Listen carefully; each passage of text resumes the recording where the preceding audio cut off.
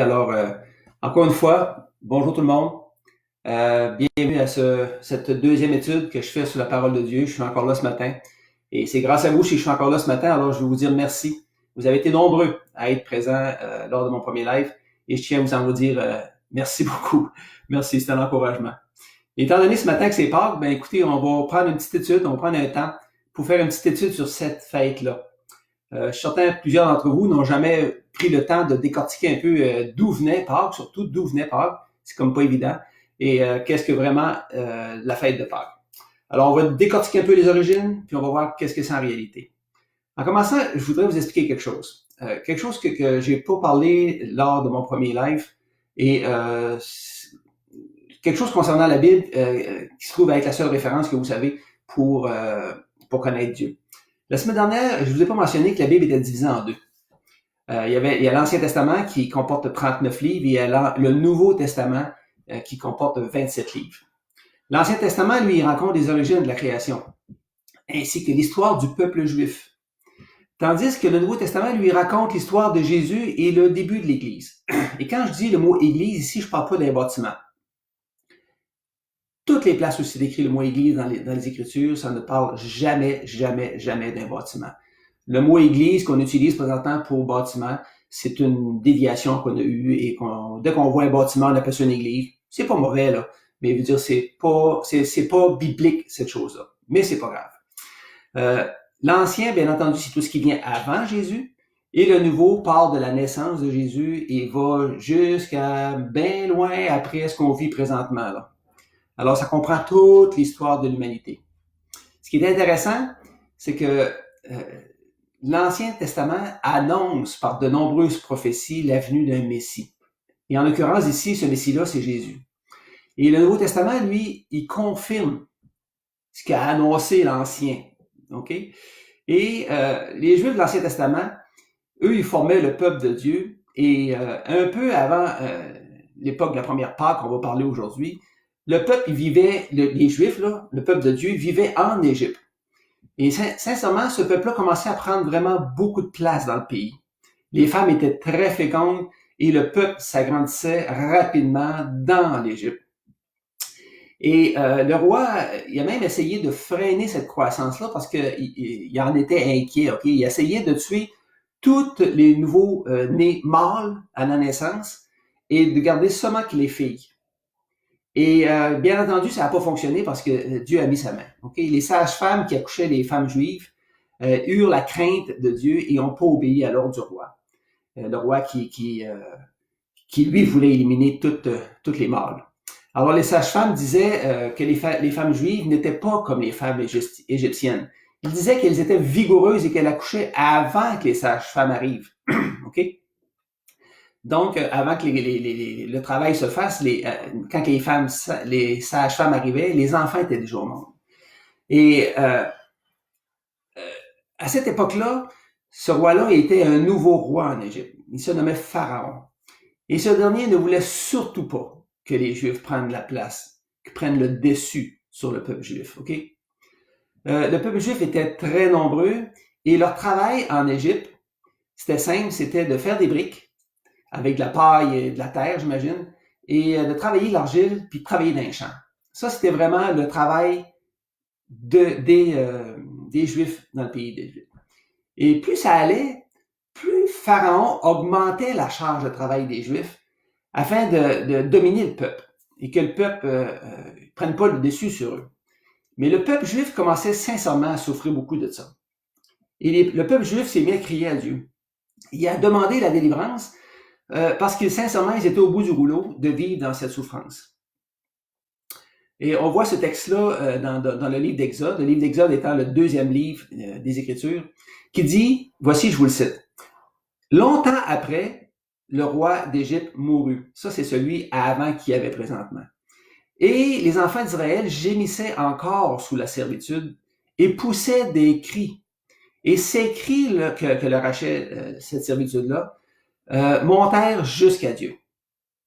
Alors Dieu entendit son peuple et voulut le délivrer de l'esclavage. Et c'est là qu'arrive celui que vous connaissez tous, Moïse. Dieu a choisi Moïse et Aaron, son frère, pour les délivrer de l'esclavage et en les faisant sortir du pays d'Égypte. Okay? Dieu voulait faire sortir les Juifs du pays d'Égypte pour leur donner la liberté. Et Dieu dictait à Moïse ce qu'il devait faire et Moïse exécutait les ordres de Dieu. Moïse avait je dirais une chance, là, mais avait une opportunité, c'est que lui pouvait parler comme je vous parle là à Dieu. Il n'y avait pas de détour, ils se parlaient un et l'autre comme ça. Et Moïse a donc fait part à Pharaon, qui était le roi, que tout son peuple. C'est beau, j'ai pas. Ils disent qu'il y a un problème technique. Moi, j'ai pas de problème. Je m'excuse d'avoir coupé ça de même, là. Est-ce qu'il y a un problème technique quand je parle? Quelqu'un peut me répondre, s'il vous plaît, sur le chat. Pour moi, de mon côté, ça semble tout bien aller, tout semble bien normal. Est-ce qu'il y a quelqu'un qui peut me répondre, s'il vous plaît? Je sais qu'il y a un petit décalage, là.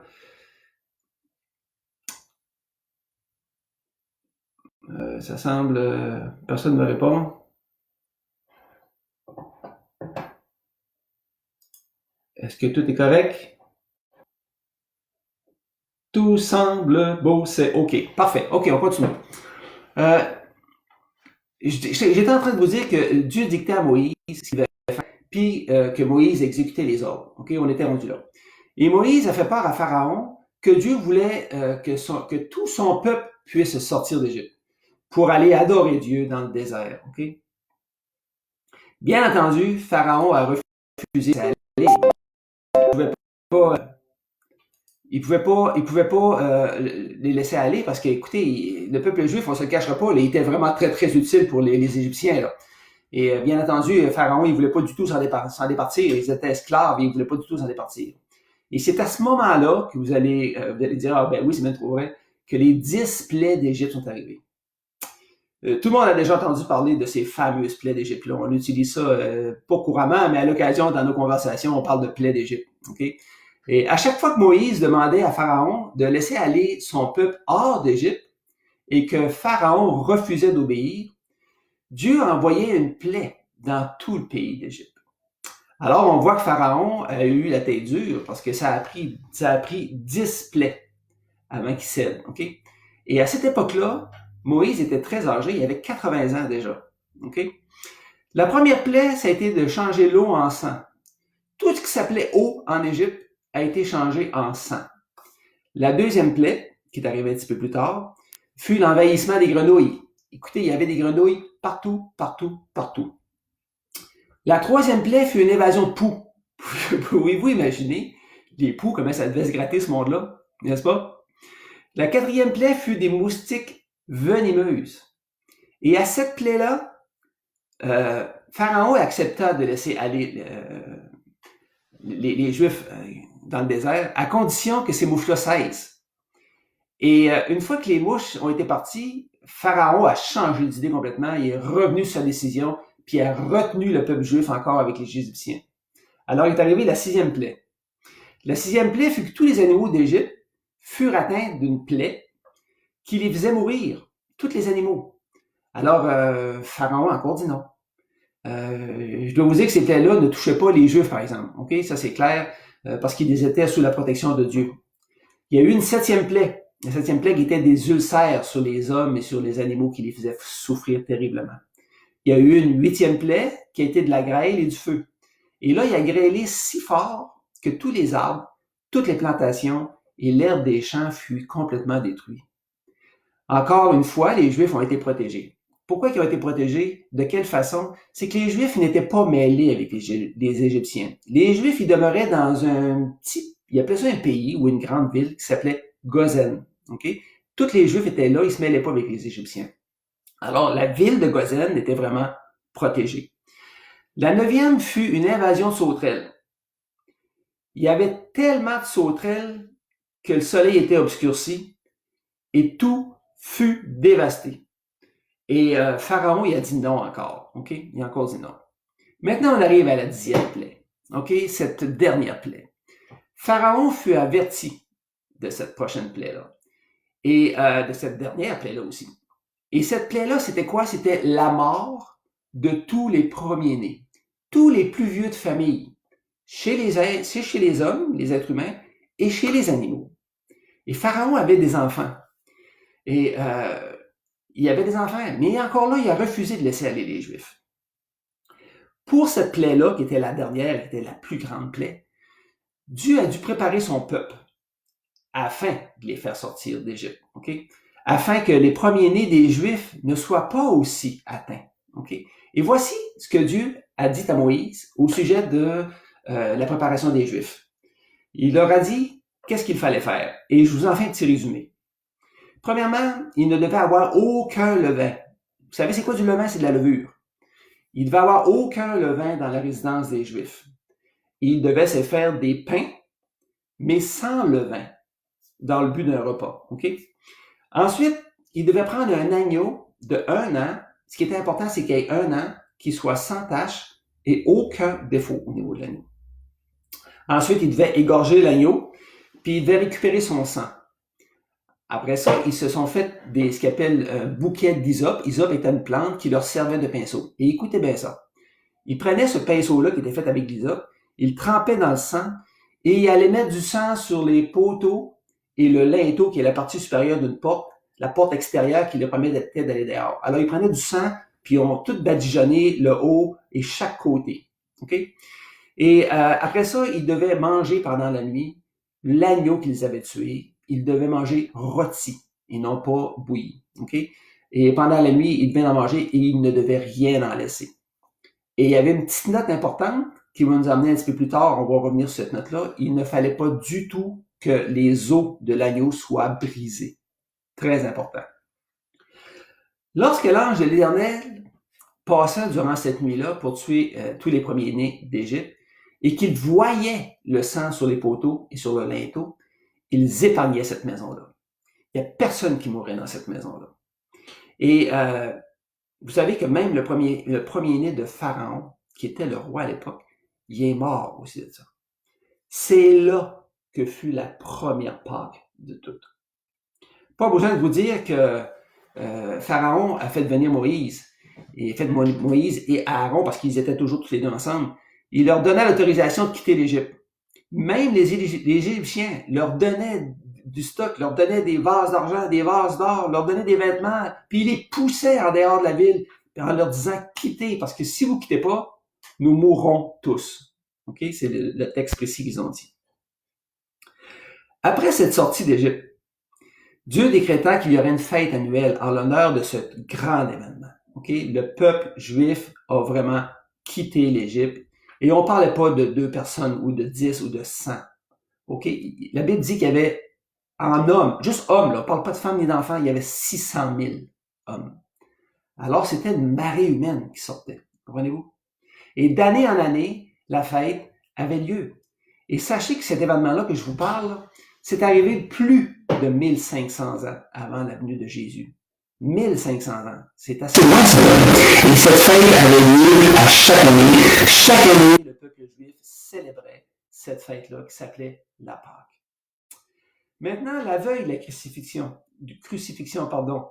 Jésus a demandé à ses apôtres de préparer la Pâque. Et là, ce fut son dernier repas avant de mourir, à cette Pâque-là, qui se célébrait encore.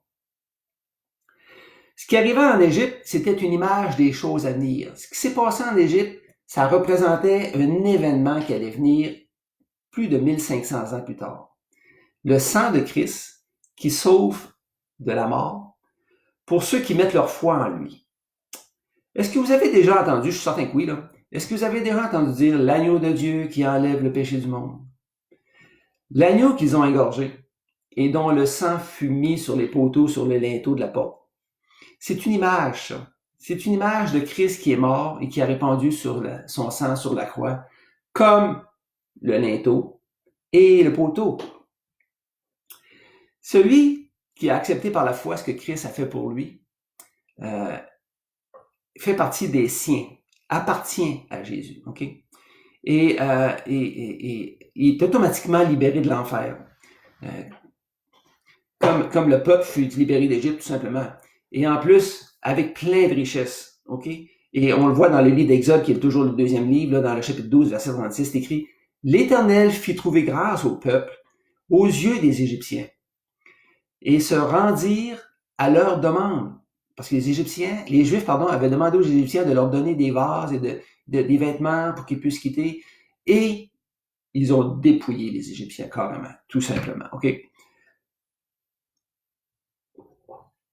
Une chose intéressante, c'est que Moïse avait averti les Juifs de ne briser aucun os. Vous vous souvenez, je vous ai dit ça tantôt. Et je vous explique. Lorsque Jésus a été crucifié, c'était presque le sabbat. OK? Le sabbat est une journée où est-ce que le peuple juif n'avait du tout pas le droit de travailler, de faire quelques œuvres que ce soit. Et il n'avait pas le droit de faire quoi que ce soit, comme je vous ai dit, cette journée-là. Alors, Jésus a été crucifié un vendredi matin, et à Jérusalem, bien entendu, et le sabbat était le samedi. Et lorsqu'il fut crucifié et que Jésus fut décédé, bien entendu, les Juifs demandèrent à Pilate de faire mourir les crucifiés en leur cassant les jambes. Car ils avaient peur que les trois crucifiés demeurent vivants trop longtemps et qu'ils restent exposés le jour du sabbat, ce qui était interdit. Alors, ils ont brisé les jambes des deux crucifiés chaque bord de Jésus. Jésus est au centre, il y avait un bandit chaque bord. Et ils les ont cassé les jambes. Mais ils ont vu que Jésus était déjà mort. Alors, ils ne lui ont pas brisé les jambes, mais ils ont planté une lance dans le côté, juste pour être certain que Jésus soit bien mort. Okay? Et là, le verset dans le livre de Jean, dans le Nouveau Testament, chapitre 19, verset 36, nous dit que ces choses sont arrivées afin que l'écriture passée, fût accomplie. Aucun de ces os ne sera brisé. La même chose que l'agneau dans la première Pâque, où est-ce qu'il fallait absolument qu'aucun des os soit brisé. Tout se tient, mes amis. Je reviens maintenant au dernier repas que Jésus a pris avec ses apôtres, qui était la Pâque. OK? Ils ont, bien entendu, c'est les disciples qui ont fait ça, ils ont préparé du pain sans levain, comme la première Pâque, pour manger avec l'agneau qu'ils ont rôti, et ils ont bu aussi ce qui est de la coupe, qui est du fruit de la vigne. Okay? Ce repas-là, ça allait devenir la Sainte Seine, ou le repas du Seigneur que nous connaissons aujourd'hui même. Et ça, c'est un mémorial que Dieu a demandé de poursuivre jusqu'à nos jours, jusqu'à ce qu'il revienne, qu'il a dit. Et le pain qu'ils ont déchiré pour se le partager, ça a une valeur symbolique qui représente le corps de Jésus qui a été meurtri sur la croix. Et le fruit de la vigne, qui était la coupe, elle, de son côté, elle a aussi une valeur symbolique représentant le sang de Jésus qui a coulé sur la croix pour effacer les péchés. Ce qui est intéressant, c'est que dans la même journée, il y a eu, en même temps que l'image de la Pâque, qui est le repas, comme en Égypte, un petit peu plus tard, il y a eu aussi l'accomplissement réel de cette Pâque-là, de l'agneau qui a été accroché sur la croix, crucifié. Cet agneau-là qui est Christ, qui est mort sur la croix, et dont le sang qui a coulé épargne la mort spirituelle. Dans l'Ancien Testament, c'était la mort physique, mais dans le Nouveau Testament, c'est la mort spirituelle. Parce qu'on est fait de deux parties, vous savez. Il y a une partie physique en nous et il y a une partie spirituelle en nous. Les deux sont attachés ensemble, mais ils sont intimement liés. Dans l'Ancien Testament, c'était la mort physique. Dans le Nouveau Testament, c'est la mort spirituelle. Okay? Ça les a épargnés de la mort spirituelle pour tous ceux qui mettent leur foi. Et en Jésus, bien entendu, pour ce sang qui a été versé qui efface les péchés. Pour ce qui est arrivé en Égypte, écoutez bien, les Juifs ont dû mettre leur foi en Dieu afin d'éviter la mort. Okay? Cette foi-là, ça en était une en action. Mais là, vous allez me dire, c'était quoi la fameuse action qu'ils ont faite? C'était quoi cette foi en action-là qu'ils ont faite? L'action, c'était quoi? C'était de prendre le sang et de le mettre sur le poteau et sur le linteau pour les épargner. Dieu avait déterminé que c'était de cette façon-là qu'il fallait les sauver. Et les Juifs y ont cru. Ils se sont mis automatiquement à l'action.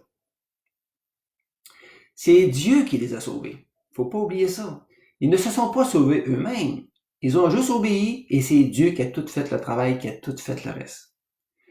Tandis que Jésus a versé son sang pour nous sauver spirituellement, sauver notre âme, ce salut s'obtient aussi par la foi.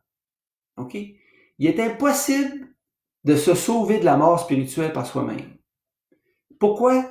À cause de la domination du péché qu'on a sur nous. Nous avons cette nature-là de péché. C'est impossible pour nous d'arrêter. Ça se fait tout seul, OK? Qui n'a jamais menti de sa vie, là? OK?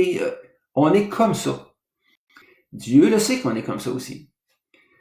Il y a beaucoup de gens qui essaient de se sauver par eux-mêmes, en faisant des œuvres pour mériter leur ciel. Et ça ne fonctionne pas. Pourquoi? Parce que c'est pas de cette façon-là que Dieu a décidé que l'homme serait sauvé. C'est Dieu qui est le maître. Les Juifs en Égypte auraient pu décider de ne pas suivre les ordonnances que Dieu les avait données pour pouvoir sortir d'Égypte. OK? Ils auraient pu ne pas suivre. Qu'est-ce qui se serait passé, pensez-vous? Ben, il est certain qu'ils auraient demeuré dans ce pays-là et qu'ils auraient été croulés sous l'esclavage jusqu'à la fin de leur vie. Aucune liberté ou de libération pour eux. Okay? Puis c'est la même chose aujourd'hui. Les gens qui ont fait le choix de choisir la délivrance de Jésus par son sang qui a été versé sur la croix, ou de ne pas écouter et de penser qu'ils étaient capables de le faire par eux-mêmes. Vous allez peut-être pas m'aimer, là. Mais je vous annonce que c'est pas possible de le faire par nous-mêmes. C'est impossible. Puis je vais vous donner une petite image qui est d'aujourd'hui, qui est d'actualité, OK?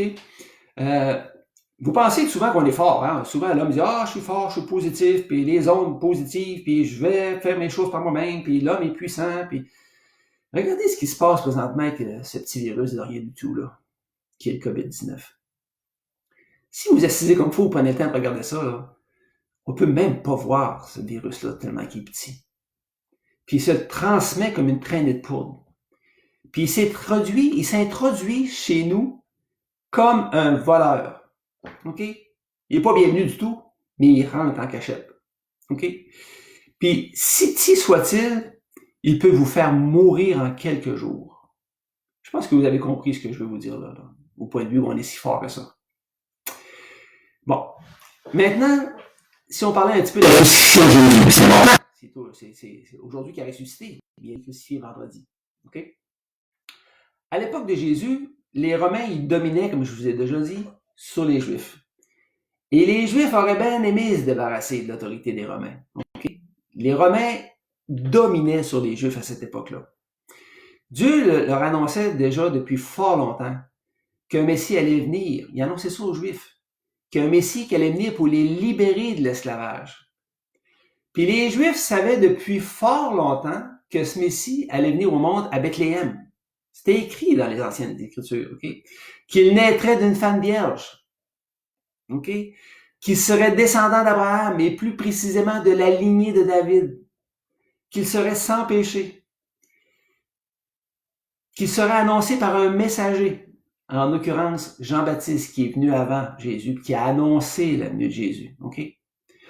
Alors, lorsque Jésus se présenta comme ce Messie, comme le libérateur venu de Dieu, écoutez, c'était pas du tout ce que les Juifs attendaient comme Messie, comme libérateur, OK? Eux, ils attendaient quoi? Eux, ils attendaient un guerrier, comme David. Un guerrier qui les sortirait de la domination des Romains. Ils s'attendaient de voir un second David, comme je viens de vous dire, qui était, lui, un grand guerrier, qui gagnait des guerres, qui ne se laissait pas dominer. C'était un grand libérateur, qui était toujours prêt pour la guerre. En résumé, pas les Romains, mais les Juifs ne voulaient pas du tout de ce Messie-là. OK? Écoutez bien. Jésus arrive, puis il leur dit, aimez-vous les uns les autres. Aimez vos ennemis. Il leur disait de se repentir de leurs péchés. Il disait aussi que Jésus lui-même allait mourir pour eux et qu'il allait ressusciter le troisième jour, quelque chose qui n'est jamais arrivé. Il se disait l'égal à Dieu. Il disait que le Père habitait en lui et que lui-même habitait dans le Père. Et en plus, il leur disait que avant qu'Abraham fût, il était là. Mes amis, qu'est-ce que vous auriez fait à sa place? À la place des Juifs, hein? Qu'est-ce que vous auriez fait? Je vous laisse répondre. Alors Jésus est devenu l'homme à abattre. Il était devenu l'ennemi. OK? Il était devenu l'ennemi. Dès que Jésus ouvrait la bouche, les Juifs les chefs des Juifs disaient qu'il y avait un démon en lui. OK? Les chefs des Juifs devenaient noirs de colère. Puis ils se disaient entre eux, cet homme-là doit mourir. OK? Parce qu'il y a beaucoup de gens qui se tournaient vers Jésus, on ne se le cachera pas. Jésus, lui, de son côté, avait toujours la bonne réponse pour les confondre. Il avait toujours la bonne parole. Et là, on va regarder un petit texte ensemble dans les Écritures. Puis je vais prendre directement dans ma Bible que je vais lire. Et ça se trouve être dans le livre de Jean, au chapitre 8 et le verset 43. OK? 43 et jusqu'à 59. Je vais tout vous lire ce texte-là. Puis écoutez bien le genre de conversation qu'il y avait entre Jésus et les dirigeants religieux, OK, des Juifs. J'ai dit verset 43, c'est ça. Alors Jésus parle ici, puis il dit, pourquoi ne comprenez-vous pas mon langage? Parce que vous ne pouvez pas écouter ma parole. Vous avez pour père le diable. C'est assez direct cela, là. Et vous voulez accomplir les désirs de votre père, qui est le diable. Et il a été meurtrier dès le commencement, il parle toujours du diable, et il ne se tient pas dans la vérité parce qu'il n'y a pas de vérité en lui. Lorsqu'il profère le mensonge, il parle de son propre fond, car il est menteur et il est le père du mensonge. Alors, Satan est vraiment le père du mensonge. Et moi, parce que je dis la vérité, vous ne me croyez pas. Qui de vous me convaincra de péché? Si je dis la vérité, pourquoi ne me croyez-vous pas? Celui qui est de Dieu écoute les paroles de Dieu. Et vous ne m'écoutez pas parce que vous n'êtes pas de Dieu. Les Juifs lui répondirent, n'avons-nous pas de raison de dire que tu es un Samaritain? Un Samaritain, c'était pas un Juif pur. Okay? Et que tu as un démon. Alors les Juifs disaient que Dieu avait un démon en dedans de lui. Jésus répliqua, je n'ai point de démon, mais j'honore mon Père et vous m'outragez. Je ne cherche point ma gloire, mais il y en a un qui la cherche et qui juge. Pardon. En vérité, je vous le dis, si quelqu'un garde ma parole, il ne verra jamais la mort. Et là, les Juifs pensaient que c'était la mort physique, là. Mais on parlait de mort spirituelle, c'est là. Maintenant, ils lui dirent les Juifs, nous savons que tu as un démon. Abraham est mort, les prophètes aussi, et tu dis, si quelqu'un garde ma parole, il ne mourra point, il ne verra jamais la mort. Es-tu plus grand que notre père Abraham qui est mort? Les prophètes aussi sont morts. Qui prétends-tu être? Jésus leur répondit, si je me glorifie moi-même, ma gloire est rien. C'est mon Père qui me glorifie et que vous dites, lui que vous dites être votre Dieu et que vous ne connaissez pas. Pour moi, je le connais. Et si je disais que je ne le connaissais pas, je serais semblable à vous, un menteur. Mais je le connais et je garde sa parole. Abraham, votre père, a tressailli de joie de ce qu'il verrait mon jour. Et il l'a vu et il s'est réjoui. Alors les Juifs lui dirent, tu n'as pas encore 50 ans et tu as vu Abraham? Et Jésus leur dit, en vérité, je vous le dis, avant qu'Abraham fût, je suis. Ça, c'est capital, ce je suis-là. Et là-dessus, ils prirent des pierres et pour les jeter contre lui, mais Jésus s'est caché, il s'est sauvé du temple. Quand Jésus a dit « je suis », on revient avec Moïse, et lorsque Dieu a demandé à Moïse d'aller délivrer le peuple juif sous sa direction, Moïse a dit à Dieu, oui, mais si le peuple juif me demande quel est ton nom en parlant de toi, l'Éternel, Jésus dit, tu leur diras que mon nom c'est je suis. Je suis celui qui suis. C'est exactement ce qu'il a dit. Alors, quand il a dit, là, dans le texte que je viens de vous lire, là, avant qu'Abraham fût, je suis, là, c'est qu'il venait de dire carrément qu'il était Dieu. OK? Dieu qui a pris un corps humain puis qui est venu visiter les hommes. Et là, mes amis, ils ont sorti les roches puis ont voulu le lapider. C'est pas plus compliqué que ça. Alors, vous comprenez maintenant quelle sorte de relation qu'il y avait entre les dirigeants juifs et Jésus. Jésus était vraiment l'homme à abattre. Et Jésus avait souvent des discussions très serrées avec ces dirigeants juifs-là. Jésus étant parfait et sans péché, il avait toujours la bonne parole pour les boucher. Et ça fâchait les Juifs. Ces derniers l'ont fait comparaître devant plusieurs grands magistrats et Jésus a toujours réussi à s'en sortir. Comme vous connaissez l'histoire, lors de son dernier repas avec les apôtres, lorsqu'ils ont fait la Pâque, Jésus annonçait qu'il y avait un de la gang, un des 12 apôtres, qui allait le livrer. Vous savez que c'est Judas, Judas l'Iscariote. Et c'est lui effectivement qui l'a livré. Après le souper, lorsqu'ils ont fini, Judas était déjà parti. Après le souper, Jésus a pris ses disciples, puis les a emmenés dans le jardin de Gethsémani pour prier. Et à cet endroit, dans ce jardin-là, l'angoisse commençait à s'emparer de Jésus. Parce que l'heure de sa mort arrivait et il connaissait déjà les souffrances extrêmes qu'il allait subir. Par 3 fois, il a demandé au Père s'il était possible de passer à côté de ces souffrances-là, ou le terme utilisé dans les Écritures, c'est de cette coupe, qui comportait les souffrances, la colère. Mais toujours, il disait à la fin la phrase suivante, que ta volonté soit faite et non la mienne. Jésus était comme soumis à son Père et il voulait le suivre coûte que coûte.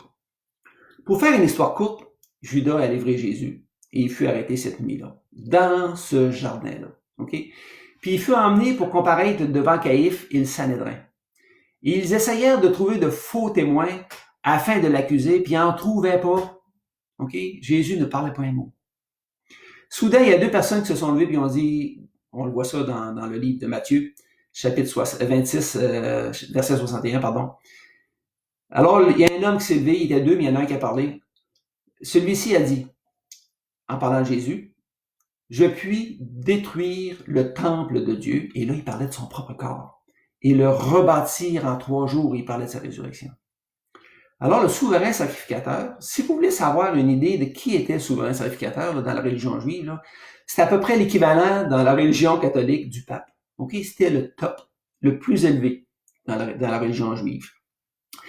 Et puis là, il lui demanda s'il y avait quelque chose à dire, à répliquer devant cette déclaration-là que ces 2 personnes-là ont faite. Et Jésus a gardé le silence, il n'a pas parlé.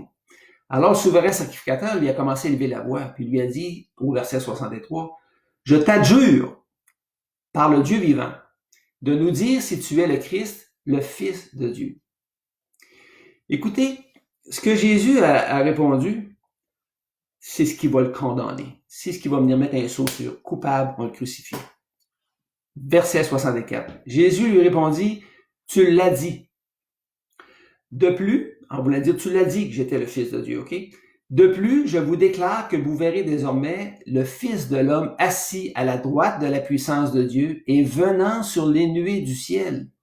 Pas besoin de vous dire, mes amis, que la colère du souverain éclata. Il a déchiré ses vêtements. Et au verset 65 et verset 67, qui est la suite, alors le souverain sacrificateur déchira ses vêtements, disant, il a blasphémé, parce qu'il s'était dit Dieu, là. Le Fils de Dieu, il n'avait pas le droit de dire. Puis tous ces gens-là qui faisaient cette déclaration-là, ils étaient considérés comme étant morts. Il fallait qu'ils lapident. Alors, en continuant, il a dit, qu'avons-nous besoin d'ajouter? Non, excusez-moi. Qu'avons-nous besoin de témoins? Pardon, c'est ça. Voici, vous venez d'entendre son blasphème. Que vous semble-t-il? Ils répondirent, il mérite la mort. Et là, ils lui crachèrent au visage, ils lui donnèrent des coups de poing, des soufflets. Vous savez, un soufflet, c'est une claque. Et Jésus a encaissé tout ça en silence. Et ça, c'était rien. Comme je vous ai dit plus tôt, les rois dominaient sur les Juifs. Et c'était pas les rois, les Romains, dominaient sur les Juifs. Alors, ils ont pris Jésus et ils l'ont emmené devant Ponce Pilate pour qu'il le juge. Et après l'avoir interrogé, Pilate a déclaré qu'il ne trouvait rien en ce Jésus qui mérite la condamnation voulue par les Juifs. Et c'est là qu'il offrit aux Juifs, comme il faisait une fois par année, par coutume, de leur relâcher un prisonnier, soit Barabbas ou soit Jésus. Et tout le peuple des Juifs se mit à crier « Relâchez Barabbas et non Jésus ». Alors Pilate leur dit au chapitre 27 et verset 22 du livre de Jean, Pilate leur dit « Que ferais-je donc de Jésus qu'on appelle Christ ?» Tous répondirent « Qu'il soit crucifié ». Alors, bien entendu, Pilate a relâché Barabbas. Et il a dit au verset 24, Pilate, voyant qu'il ne gagnait rien, mais que le tumulte augmentait, il prit de l'eau, il s'est lavé les mains devant le peuple, et il a dit, je suis innocent du sang de ce juste. Ça vous regarde, en voulant dire, vous voulez le crucifier? On va le crucifier. Alors, Pilate a envoyé Jésus pour être crucifié. Et les Romains étaient des experts. Et j'utilise le mot expert, c'est dans l'art de faire souffrir les gens qui étaient condamnés. Ils avaient cette grande réputation-là. Et à la crucifixion était le pire châtiment que pouvait subir un homme. Ils ont battu Jésus à l'extrême. Rien à voir avec ce que vous voyez sur un crucifix avec quelques traces de sang sur le côté, une face parfaite, une face américaine même. Et il ne faut pas oublier que Jésus est un juif, n'est-ce pas? Voici ce que dit Isaïe. Là, on parle dans l'Ancien Testament, qui est une prophétie annoncée pour ce qui s'en est. Au chapitre 52 dans le livre d'Ésaïe, verset 14. Écoutez bien ceci. De même, il a été pour plusieurs un sujet d'effroi, tant son visage était défiguré, tant son aspect différait de celui des fils de l'homme. Jésus, mes amis, était comme un morceau de viande accroché sur la croix. Il était méconnaissable. Il fallait qu'il passe par là.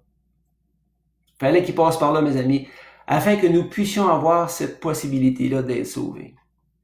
Il a accepté de subir la croix, la mort sur la croix, afin que nous puissions avoir un accès gratuit à la vie éternelle. Pendant qu'il était sur la croix, la Pâque là, qu'on a vue dans l'Ancien Testament, puis qu'on a vue juste avant que Jésus, ça s'accomplissait là. L'image de l'Ancien Testament se réalisait sous leurs yeux. L'agneau égorgé dont le sang a été versé servait à protéger de la mort physique des premiers-nés des Juifs.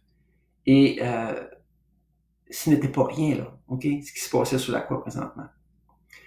Pendant qu'il était sur la croix, Jésus pria à Dieu en disant, écoutez bien ça, moi ça me bouleverse, ne leur impute pas ce péché, car ils ne savent ce qu'ils font. Mes amis, il fallait vraiment beaucoup d'amour pour ne pas en vouloir à ceux qui étaient en train de le tuer, qui l'ont fait tant souffrir. Moi, je ne sais pas ce que j'aurais fait, ok? À partir de la 6e heure, ok? Ce qui veut dire 9 heures du matin à Jérusalem, ok? Parce que les journées juives commencent à 6 heures le matin et non pas à minuit comme nous. À 6 heures du matin, ça commençait une journée là-bas pour eux, dans ce temps-là. Ce qui représenterait 9 heures du matin à Jérusalem en l'heure d'aujourd'hui. Il y a eu des ténèbres sur toute la terre pendant 3 heures. Et c'est là que Jésus s'est écrié en disant, Père, pourquoi m'as-tu abandonné? Ici, mes amis, on a la preuve que Dieu était vraiment dans ce corps humain-là. Ne pouvant pas pécher, parce qu'il était parfait, Dieu a dû s'éloigner de son Fils. Okay? Dieu a dû se détourner et a dû sortir de son Fils pour le laisser mourir. Parce que là, le Christ devenait l'offrande par son sang pour le pardon de nos péchés. À ce moment-là, Jésus s'est chargé de nos péchés, ok? C'est-à-dire que ses péchés ont été portés sur son compte bancaire, si on peut dire, ok? Il a été déclaré péché, même s'il n'avait jamais connu de péché de sa vie. Il a pris notre condamnation, lui qui était innocent, puis il s'en est chargé lui-même, ok? Juste avant de mourir, qu'est-ce qu'il a dit Jésus? La dernière phrase de tout, tout est accompli. Tout est accompli comme les Écritures l'avaient annoncé dans l'Ancien Testament. Et à ce moment précis-là, il expira et il mourut. La bonne nouvelle dans tout ça, savez-vous c'est quoi? Il y en a une bonne. C'est la nouvelle, ok? C'est que Jésus, 3 jours plus tard, il a ressuscité les morts. La mort n'a pu le retenir. Nous, quand on meurt, la mort nous retient. On ne peut pas ressusciter. Comprenez-vous? Lui, là, il a vaincu la mort. Il fut le premier homme, le premier-né, le premier homme à le faire par lui-même. La mort avait aucune force sur lui. Comme preuve de sa résurrection, quand il était ressuscité, Jésus est resté 40 jours sur la terre. Okay? Pendant ce 40 jours-là, il est apparu à des gens, puis il est apparu à des fois à 500 personnes du coup. Okay? Et au bout de ce 40e jour-là, il nous a quittés. Pourquoi il nous a quittés? Parce qu'il a dit qu'il s'en allait pour nous préparer une place dans les cieux. Et ça, on va avoir accès à cette place-là si on met notre foi en lui, okay? En ce qu'il a fait pour nous, pour le pardon de nos péchés. Et là, je termine avec un verset, qui est le verset dans le livre de Jean, au chapitre 14 et verset 3. Et lorsque je m'en serai allé, autrement dit, lorsque j'aurai quitté la terre pour retourner dans les cieux après sa résurrection, je vous aurai, et que je vous aurai préparé une place, je reviendrai et je vous prendrai avec moi, afin que là où je suis, vous y soyez aussi. Ma question est la suivante. Serez-vous prêts lorsqu'il reviendra? Parce qu'il va revenir, mes amis. Et ça, c'est une promesse. Moi, je m'y fie. Tout ce que je pense, je m'y fie. Concernant ça, concernant cette promesse-là. Tout ce qui a été annoncé dans l'Ancien Testament. Écoutez, il y a au-delà de 700 prophéties qui ont été annoncées dans l'Ancien Testament. Et tous se réalisent à 100%. Il y en a qui ne sont pas encore réalisés. Il y en a qui sont à venir. Okay? On les connaît aussi, parce qu'ils sont écrits dans les Écritures. On les espère. Et la revenue du Seigneur en est une. Comme les Juifs espéraient la venue d'un Messie, malheureusement, c'était pas celui qu'ils voulaient, là. Et nous, on espère le retour de Jésus, puis il va revenir.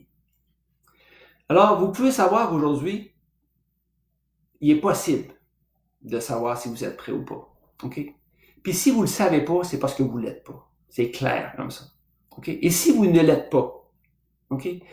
Vous pouvez l'être aujourd'hui même. Mais comment vous allez me dire? En mettant votre foi. Et là, ici, je parle de la foi en action. En prenant position sur ce que Jésus a fait pour chacun d'entre nous sur la croix. Dieu dit, repentez-vous sincèrement de vos péchés et acceptez ce qu'il a fait pour vous et moi. Et il dit que vous serez sauvés sur le champ, même maintenant. Vous aurez votre billet d'entrée. Vous serez un pécheur pardonné par la foi seulement. Et c'est complètement gratuit parce que Jésus a tout payé sur la croix. Comprenez-vous? C'est vraiment très, très simple.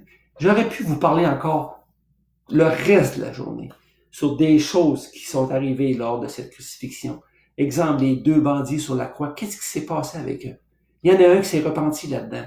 Et Jésus lui a dit qu'elle allait être avec lui aujourd'hui même dans le paradis. C'était un bandit, mes amis. Il était attaché, il ne pouvait pas rien faire. Il s'est juste repenti, puis il a dit à Jésus, si tu reviens, mais pas si, lorsque tu reviendras dans ton règne, pense à moi. Jésus a dit, aujourd'hui même, tu vas être avec moi dans le paradis. Gratis. Il n'a pas dit, il va faire un chemin de croix. Il n'a pas dit, comment je te dois. Il n'a pas dit, je vais me mettre à aimer mes prochains. Il a dit, pense à moi.